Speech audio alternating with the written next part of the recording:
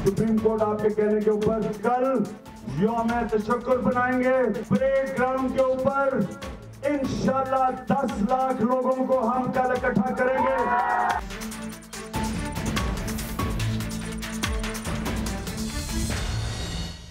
अस्सलाम वालेकुम नाजरीन, आप देख रहे हैं आवाज़ और मैं हूं शहजाद इकबाल। पाकिस्तान तहरीक इंसाफ और पाकिस्तान तहरीक इंसाफ के चेयरमैन इमरान खान साहब ने आज बड़ा फैसला किया है। 2 नवंबर का एहतजाज, जिसके हवाले से एक बहुत हाइप क्रिएट की गई थी और पिछले 3-4 दिन से हम देख रहे हैं कि मुल्क के मुख्तलिफ हिस्सों में लॉ एंड ऑर्डर सिचुएशन भी डेवलप हो गई थी। उस एहतजाज को तहरीक इंसाफ ने कॉल ऑफ कर दिया है। कल एहतजाज नहीं होगा, 2 नवंबर का एहतजाज नहीं होगा। अब यौम तशक्कुर मनाने का फैसला किया तहरीक इंसाफ ने।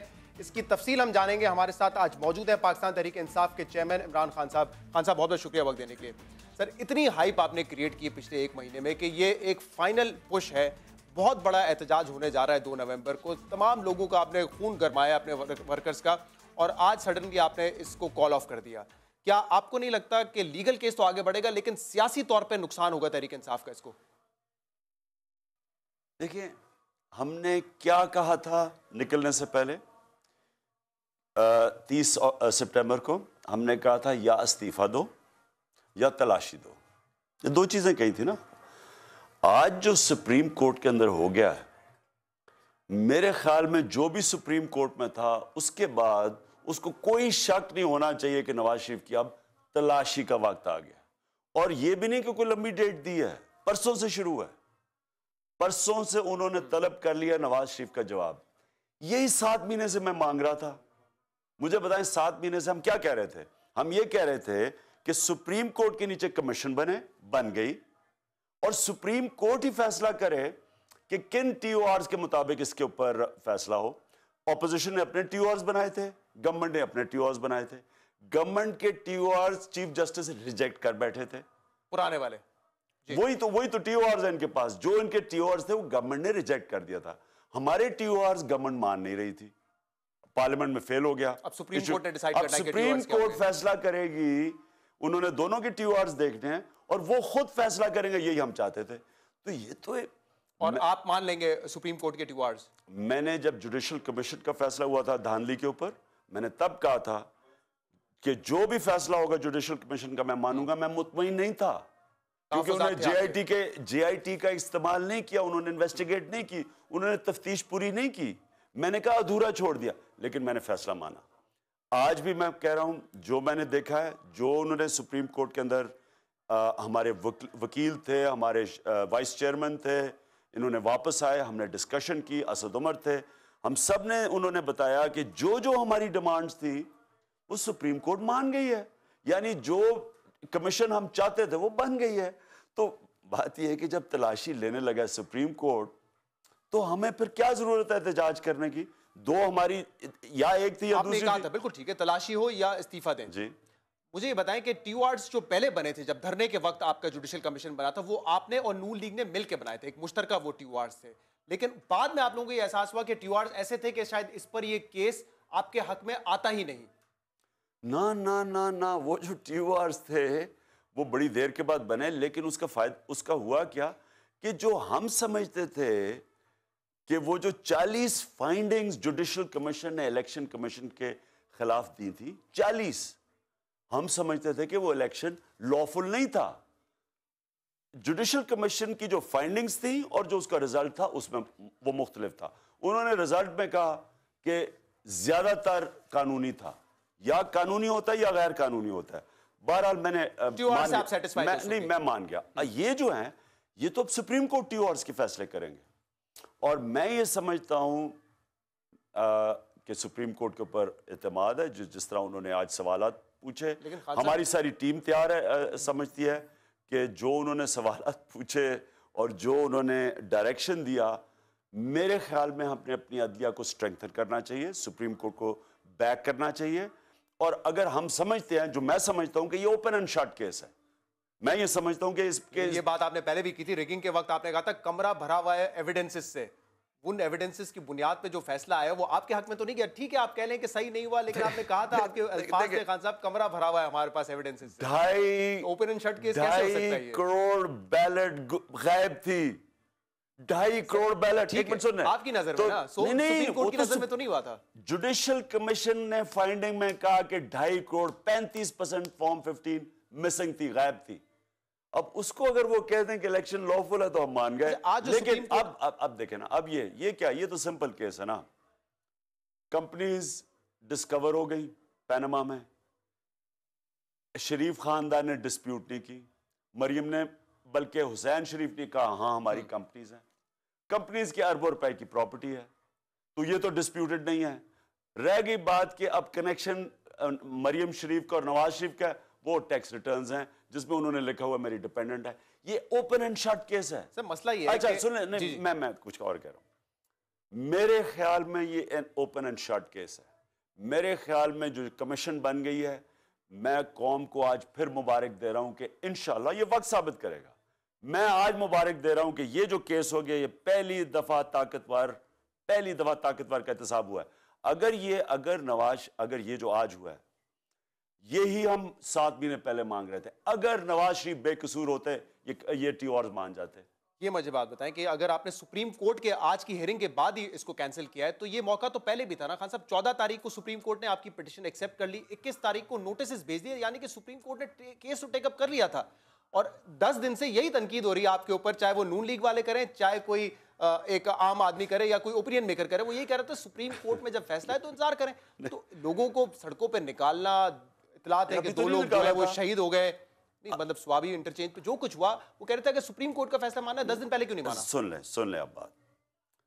सुप्रीम कोर्ट ने तो फैसला आज करना था मेंटेनेबिलिटी पे, कि पिटीशन सुनी भी जानी चाहिए या नहीं, ये आज फैसला होना था। और दूसरा, सुप्रीम कोर्ट ने, हमें तो नहीं पता था कि कमीशन बना देनी है। वो तो अगर सुप्रीम कोर्ट रेगुलर हियरिंग करता, हम आज धरना कर रहे होते, कल धरना करते। सुप्रीम कोर्ट पे एतबार नहीं होता? नहीं सुन ले, नहीं वो फिर लंबा चला जाता है ना। अगर रेगुलर हियरिंग करें ना, मसलन मेमो गेट हुआ था, उसमें कमीशन बनी थी। जब कमीशन बनती है जिसकी पावर सुप्रीम कोर्ट की होती है, वो बिल्कुल मुख्तलिफ चीज है। अगर वो रेगुलर हियरिंग करवा दे, वो तो 6-8 महीने केस खींच जाते। इसलिए जब कमीशन बनी है तब हमने फैसला किया। याद रखें, ये 7 महीने पहले यही तो हम मांग रहे थे। अभी एजेंडा 360 मोइज जाफरी साहब आपको इंटरव्यू करके गए थे। अगर 1 नवंबर को, 1 नवंबर को हमारा सुप्रीम कोर्ट एक फाल कस्म का, आपकी नज़र में एक फाल कस्म का ऑर्डर कर देता है जिसके तहत नवाज शरीफ साहब को झुकना मजबूर हो जाता है उन इदारों के सामने जिनको बिलफर्ज आप भी मानते हैं, तो फिर 2 नवंबर को धरना होगा? देखिए जी, धरना तो होगा, चाहे वो आसमान भी गिर जाए ना यहाँ, तो धरना तो होना है। अब ये बात करें सुप्रीम कोर्ट में, पहले तो मेंटेनेबिलिटी के ऊपर आर्ग्यूमेंट है फर्स्ट को, उसके बाद देखेंगे क्या होता है। सवाल आपसे यही हुआ था कि 1 नवंबर को अगर आपके हक में फैसला आता है, कमीशन बन जाता है, तो क्या करेंगे? जलसा, अपना धरना कैंसिल कर देंगे? आपने कहा आसमान भी गिर जाए ना, तब भी जो है वो उसको हम कैंसिल नहीं करेंगे। वो और चीज थी। देखिए आज हमारा, अब मैं आपको बताऊं, हमारा सारा इशू, हम निकल क्यों रहे थे? इदारे हमें इंसाफ नहीं दे रहे थे। आज सुप्रीम कोर्ट ने जो नैब से की है, क्या ये मैं नहीं 6 महीने से कह रहा था कि नैब का काम था? आज सुप्रीम कोर्ट ने नैब से क्या किया? यानी जितना जलील आज नैब को किया सुप्रीम कोर्ट ने, मैं तो आज, यानी मैं आज इतना खुश हूं, मैं आपको यकीन दिलाता हूं, मैं इतना खुश हूं क्योंकि देखिए, इंसान जब जद्दोजहद करता है और फिर देखता है कि माशरे में एक सोच तब्दील हो रही है, इससे बड़ी, यानी जितना मैं अल्लाह का शुक्र अदा करूं कम, सोच तब्दील हो रही है। मैं कहता जा रहा था कि नैब और FBI, कितनी दफा आपने मुझे सुना 6 महीने में कहते हो कि नैब और FBI इनका काम था। आज सुप्रीम कोर्ट ने नैब को कह के तुम अपना काम नहीं कर रहे, यही मैं कह रहा था। फिर सुप्रीम कोर्ट ने, इन्होंने कोशिश की लंबा खींचने की, नून लीग, ये नवाज शरीफ वालों ने, उन्होंने कहा परसों आपकी हियरिंग होगी, अपनी तरह आपने तैयारी नहीं की। सही।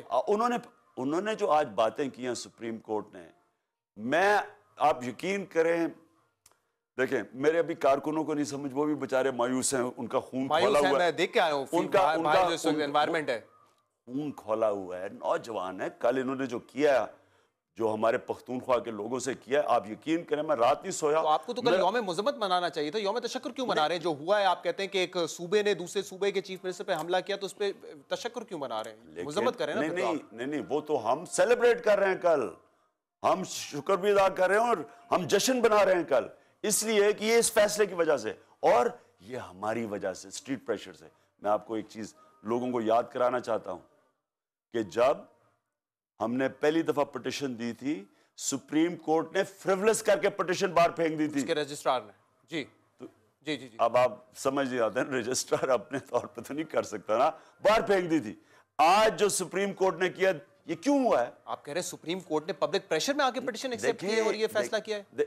एक आजाद इदारा है सर। नहीं, मैं बात कर रहा हूं इंसाफ की। आप प्रेशर डालते हैं इंसाफ लेने के लिए।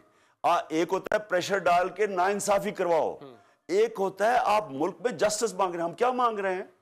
हम यही कह रहे हैं ना कि जनाब एक रंगे हाथ पकड़ा गया प्राइम मिनिस्टर, वो कह रहा है मैं कानून के ऊपर हूं, वो पकड़ा ही नहीं दे रहा, और उधर से उसका जो वजीर है वो पार्लियामेंट में बैठ के कहता है कि फिक्र ना करें, पैनमा भूल जाएंगे लोग।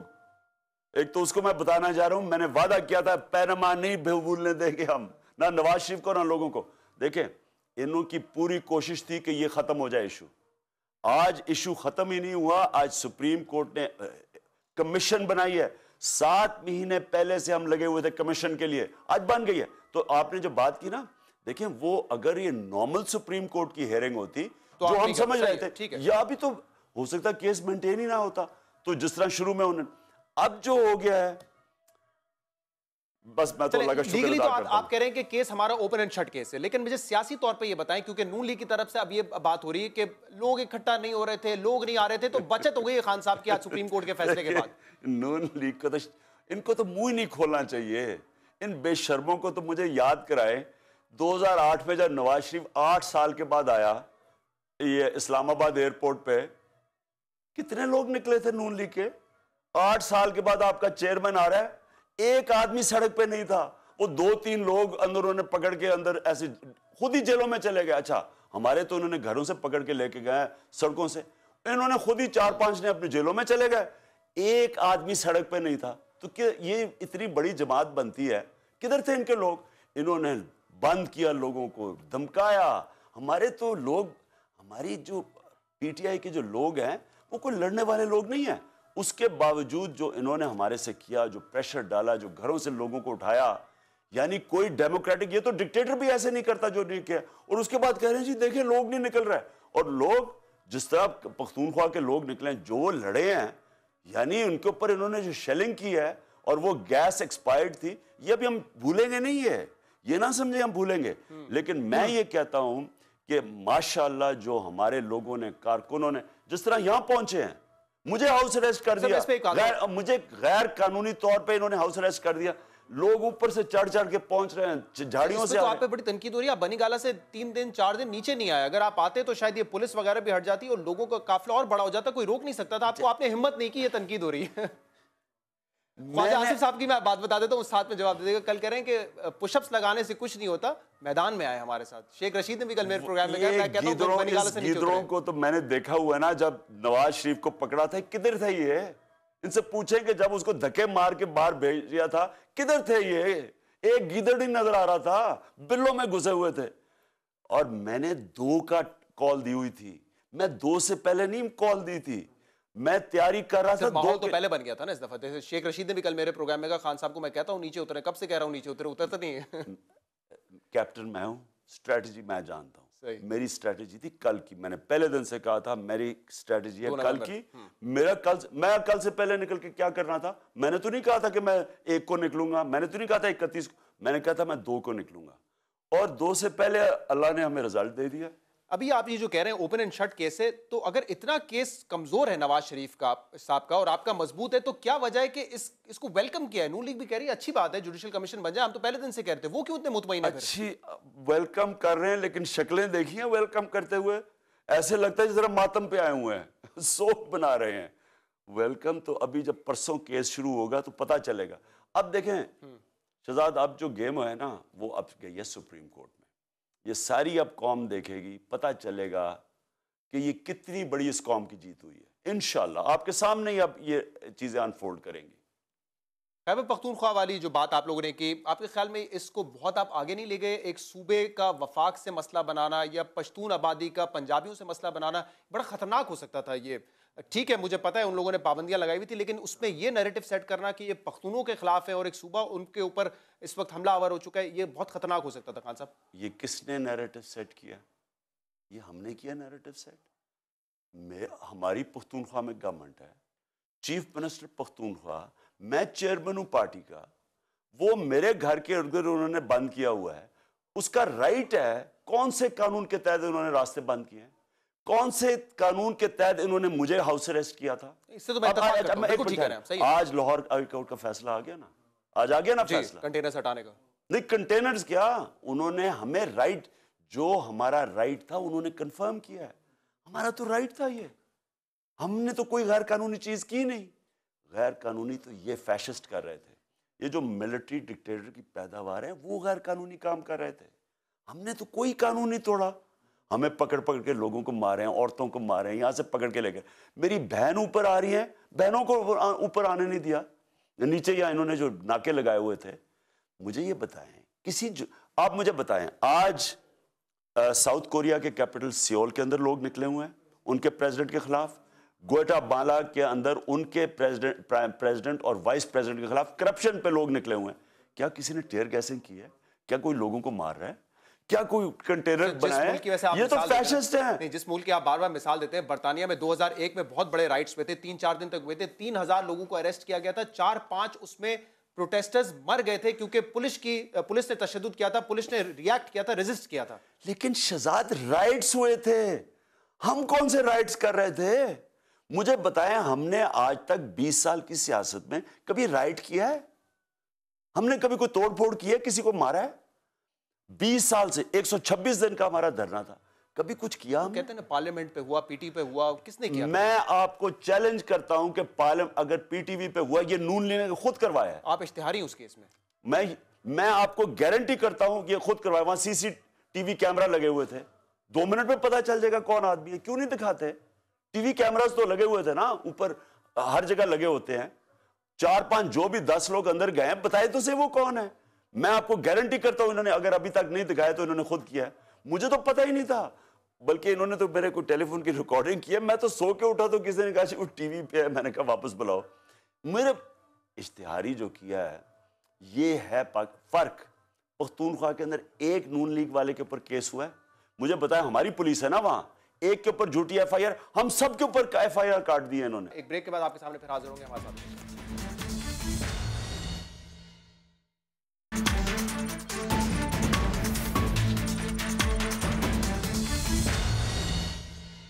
लेट्स सपोज एक मफरूजे के तौर पे ले लें, इस केस में अगर नवाज शरीफ साहब बरी हो जाते हैं, फिर क्या होगा? फिर तो मतलब आपके लिए एक सियासी तो बहुत बड़ा धचका होगा और नवाज शरीफ साहब को तो क्लीन चिट मिल जाएगा।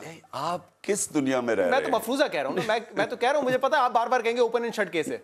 देखें, आप याद रखना, पैनामा के अंदर कोई चीज, सबूत जो थे ना, वो समझने की बात है, लेकिन लोगों को मैं समझाता हूं। ठीक है। ऑफशोर कंपनीज इसलिए बनाते हैं कि आप जब प्रॉपर्टीज खरीदते हैं तो आप उसके ओनर छुपाते हैं। यानी आपने प्रॉपर्टी खरीदी मेफेयर में, आप बताना नहीं चाहते कि उसका ओनर कौन है, इसलिए आप ऑफशोर कंपनी के जरिए खरीदते हैं। ठीक है। अब हुआ क्या कि पैनामा के अंदर वो ऑफशोर कंपनीज के नाम आ गए और उन ऑफशोर कंपनीज की बेनिफिशियरी ओनर 2 की मरियम नवाज निकलाई और उन ऑफशोर कंपनीज की जो असासे थे वो मेफेयर के फ्लैट निकलाए। अब ये तस्लीम कर लिया, ये डिनाई नहीं किया। तो आप इस मफरूजे पे जाना ही नहीं चाह रहे कि वो बरी हो जाएंगे। सुनो, ये डिनाई नहीं हुआ, ये मान गए। हुसैन नवाज ने टीवी पे आके कहा कि अल्हम्दुलिल्लाह मरियम शरीफ ये कंपनी की ओनर हैं, तो खत्म हो गई बात। अब अगला सवाल रह गया, वो पैसा किधर से आया जिससे अरबों रुपए की प्रॉपर्टी ली?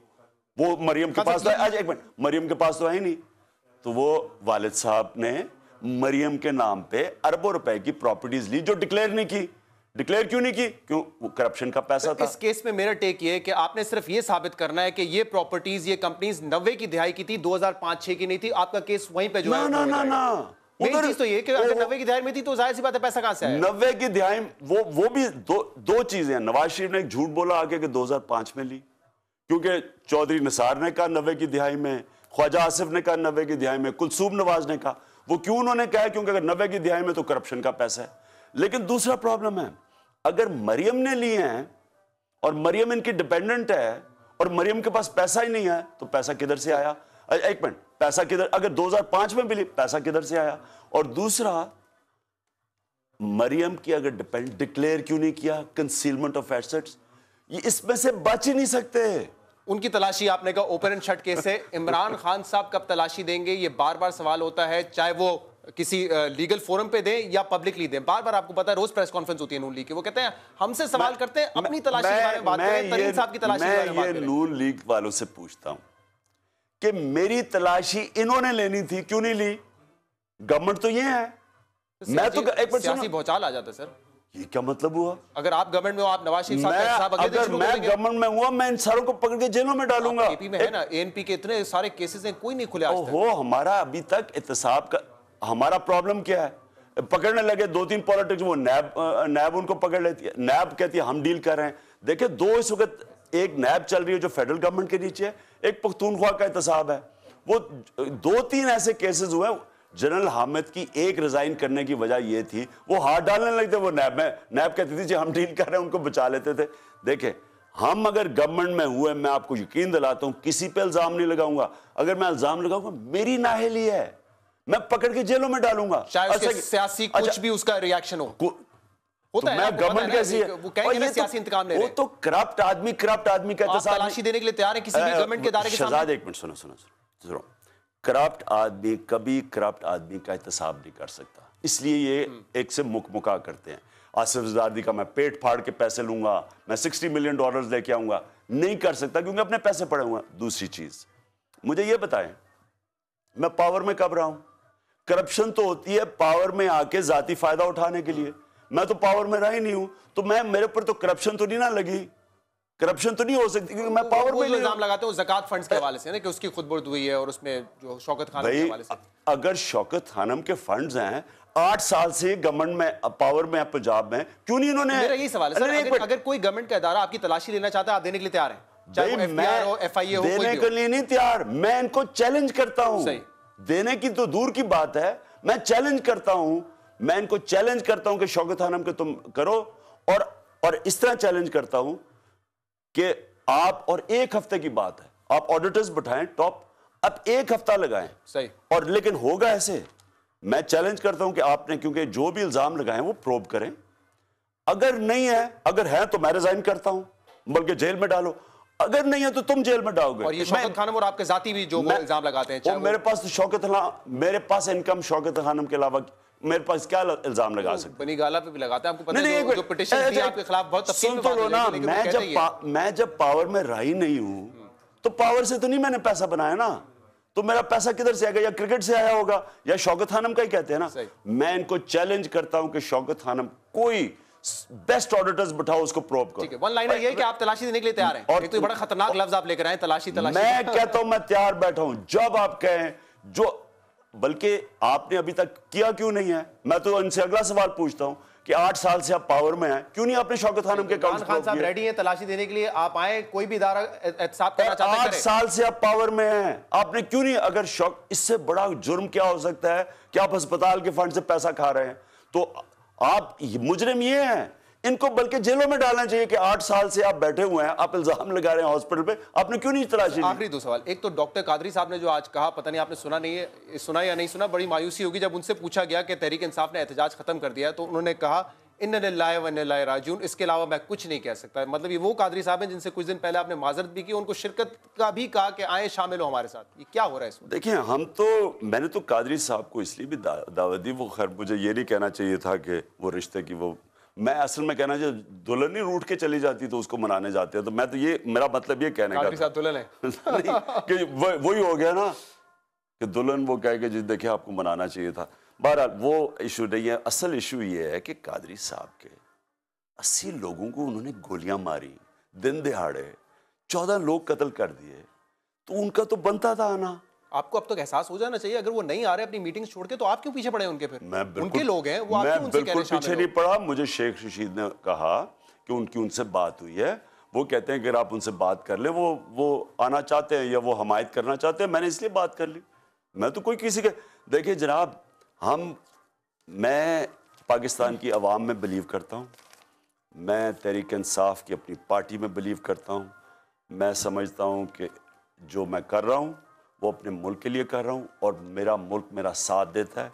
जब मैं इनको बुलाता हूँ ये निकलते हैं, जब मैंने इनको दावत दी अब कौम निकलती है। सही, लास्ट क्वेश्चन सर, अब क्या देख रहे हैं आप मंजरनामा आगे कि इस केस के बाद नवाज शरीफ साहब डिस्क्वालीफाई हो जाएंगे, ये आपको नजर आ रहा है? फिर मुझे तो नवाज शरीफ के बड़े बुरे हालात नज़र आ रहे हैं, बल्कि शरीफ ख़ानदान के, क्योंकि इन्होंने काफ़ी देर इस मुल्क को लूट मार की है और ये जो सुप्रीम कोर्ट में हो गया, मैं नहीं समझ, लीगली आप समझते हैं कि डिस्क्वालीफाई हो जाएंगे? और होना भी यही चाहिए ना जी। और मैंने क्या करना था, मैंने लीगली होना था ना। तलाशी तो मैंने खुद तो नहीं जेब देखनी थी। हम यहाँ कह रहे थे कि कोई ये जो हमारा क्या था। अच्छा, अब आप पूछ लें कि मैंने जब इनको कहा था कि या तो इस्तीफा दो और या तलाशी दो, तो मैंने खुद तो नहीं जेबें फरोली नहीं थी ना। तलाशी का मतलब ये था कि जो TORs हम इतनी देर से 7 महीने से कह रहे हैं कि उनके तहत आपका एहतसाब होना चाहिए, वो कमीशन के जरिए होना था ना, तो वो बन गई है। सही। खान साहब बहुत बहुत शुक्रिया वक्त देने के लिए। आप भी कॉन्फिडेंट हैं, वो भी कॉन्फिडेंट है। अब देखते हैं कि कोर्ट में क्या होता है। खान साहब ने हमें वक्त दिया, बहुत शुक्रिया आपका। एक ब्रेक के बाद आपके सामने फिर हाजिर होंगे हमारे साथ।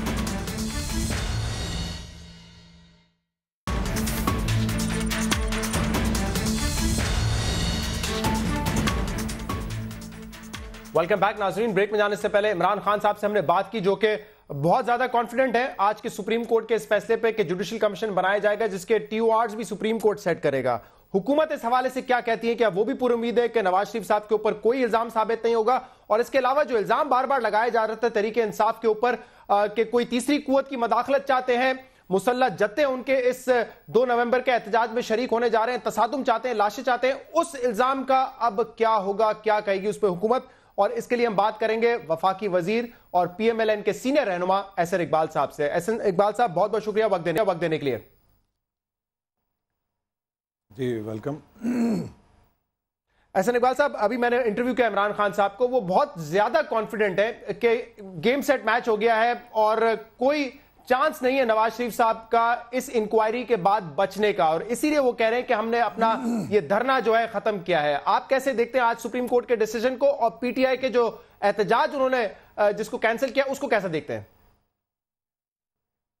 देखिए, मैं तो ये कहूँगा कि कल बहुत ही अच्छा होता अगर वो यौम तशक्कुर की बजाय यौम तफक्कुर में, और इस बात पे ज़रा गौर व फिक्र करते कि वो क्या असबाब हैं जिनकी वजह से वो पार्टी जो बहुत ज़्यादा पुरएतमाद होती थी कि कराची से पेशावर तक उसकी बड़ी अफरादी कुव्वत है, वो बनी गाला की पहाड़ी के ऊपर 200-400 लोगों तक महदूद होकर रह गई थी।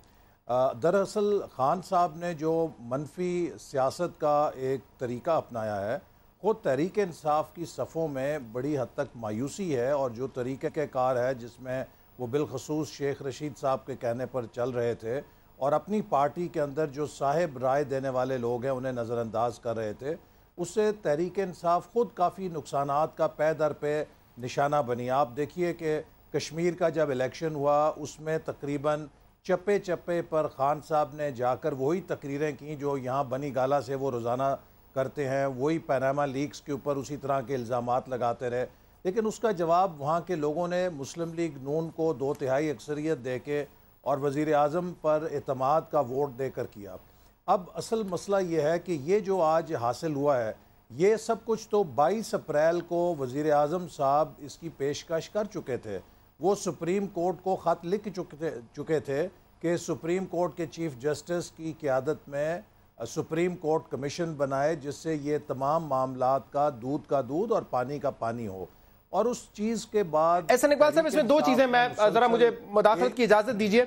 एक तो आपने कहा कि लोग नहीं आए, लोगों को आपने आने तो नहीं दिया, खुद आपने कहा कि हमने रुकावटें खड़ी की हुई हैं, जो लोग खैबर पख्तूनख्वा से आ रहे थे उनको कंटेनर्स का सामना करना पड़ा। ये तमाम स्क्रीन पे हमने देखा है, बार बार मीडिया दिखा चुका है कि किस किस्म की सख्ती की हुई थी। पिंडी में जलसा नहीं होने दिया, तो लोगों को तो आने नहीं दिया हुकूमत ने। फिर आप ये कैसे कह सकते हैं इनकी मकबूलियत की में कमी है जो लोग नहीं पहुंचे वहां पर?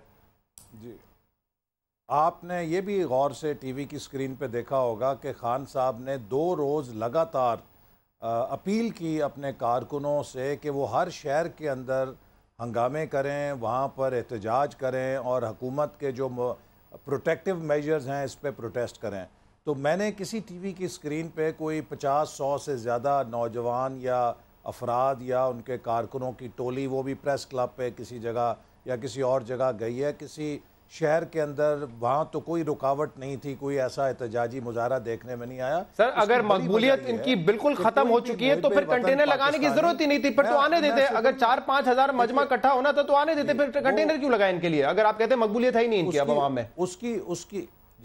उसकी वजह आपने देखी कि खैबर पख्तूनख्वा से वज़ीर आला की सरबराही के अंदर एक पूरा सरकारी जत्था और उनके पार्टी के लोगों का जत्था आ रहा था, जिसका टोन, जिसकी तकरीर अगर आप वज़ीर आला की सुने और इमरान खान साहब की सुने तो उन्होंने धमकी दे रखी थी कि हमने कैपिटल कोर्ट ना सिर्फ टेक ओवर करना है बल्कि इसको क्लोज डाउन करना है, शट डाउन करना है। आप मुझे ये बताइए कि दुनिया की कौन सी हुकूमत है कि जो इस तरह के इल्ज़ामात या इस तरह की धमकियों के बाद फूलों का हार लेकर खड़ी होगी कि आप मुल्क के दारुल खिलाफे को शट डाउन करें और पाकिस्तान जो एक न्यूक्लियर पावर है उसको दुनिया के सामने जग हंसाई बनाए। हुकूमत ने जो मेजर्स, लेकिन सर अगर लोग ही नहीं पहुंचते, तो लोग अगर सिर्फ 4-5 हजार इकट्ठा कर सकते इमरान खान साहब तो फिर क्या कैसे शट डाउन करते? खुद ही एक्सपोज होके चले जाते ना वो। तो फिर मेरे भाई देखिए, नहीं, बात यह है कि जब आप तकरीब कारी पे आए तो उसके लिए 4-5 हज़ार लोग ज़रूरी नहीं होते, 500,000 लोग ही बहुत सी तबाही के मनाजिर पैदा कर देते हैं, जो जब टीवी की स्क्रीन पर पूरी दुनिया के सामने जाते हैं तो दुनिया उससे परेशान होती है, मुल्क का इमेज ख़राब होता है। आपने देखा अभी परसों ही स्टैंडर्ड्स एंड पुअर ने पाकिस्तान की क्रेडिट रेटिंग को अपग्रेड किया। दुनिया पाकिस्तान के बारे में इस वक्त हौसला मंद हो रही है। पाकिस्तान इस वक्त दुनिया के सामने एक इमर्जिंग इकॉनमी के तौर पर उभर रहा है। हम क्या ऐसे मनाजिर दिखाना अफोर्ड कर सकते हैं जहाँ पर ये दुनिया देखे कि हमारे कैपिटल के ऊपर कुछ गैंगस्टर्स ने या मॉबस्टर्स ने सरकारी दफातर की बिल्डिंग्स को टेक ओवर कर लिया है? तो ये वो पॉलिटिक्स है। वो मनाजिर तो कैपिटल में नहीं देखे, लेकिन कैपिटल के बाहर से तो दुनिया ने फिर भी देखे, क्योंकि जिस किस्म की कल टीयर गैसिंग की गई तो आप लोगों ने रेजिस्ट किया, तो वो मनाजिर तो फिर भी गए। खैर थोड़ा सा आगे बढ़ते हैं एहसन इकबाल साहब, ये मुझे बताएं, आज जो इन्होंने अपना कॉल ऑफ कर दिया है कल का एहतजाज, आप समझते हैं अच्छा फैसला है तहरीक इंसाफ का? पीएमएलएन कैसे देख रही है इसको? देखिए बहुत अच्छा फैसला है। हम तो इन्हें पहले दिन से यही कह रहे थे कि जब सुप्रीम कोर्ट के अंदर इस केस की समाअत शुरू हो गई है तो फिर सड़कों के ऊपर शट डाउन, लॉकडाउन करने का क्या जवाज़ है?